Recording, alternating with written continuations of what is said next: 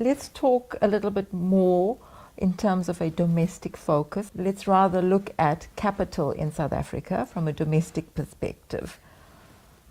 Can you tell us a little bit more about what it will take to bring about some transformation and a bit more of a patriotic orientation in South African capital towards the country?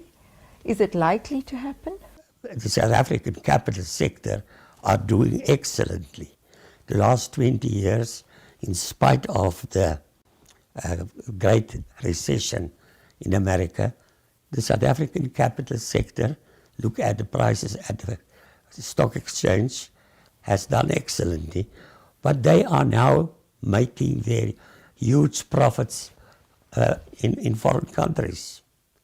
We are a sub-empire of the American empire.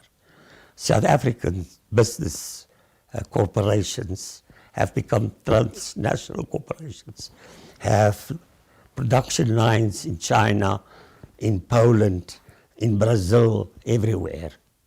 So we are not our own master any longer. What about then the power of the people, and particularly the power of more empowered groups in South Africa? For example, South Africa's middle class. Do you see any potential for a call for change coming from South Africa's middle class? In South Africa's middle class, you see, let me put it this way, that 20% of the population is the rich elite. Then there are a 30% that's neither here nor there.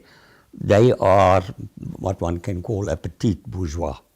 And then there is the 50% that is very much impoverished. Now that top 20%, 10 million people, received 75% of total income. 3.7 million of them are white, and 6.3 million are black. But the whites are the richer part of that group. The lower 50% of the population received only 8%, or less than 8% of total income.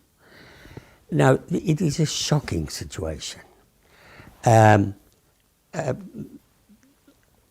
What we had a political transformation. Apartheid has been abolished, but the political economic system that was put in its place is an ANC-dominated political system and an economic system that have become internationalized, that became Americanized. So from the point of view of the lower 50%, nothing of worth have happened. Yes, I must say there is the social grants for elderly people and the social grants for children.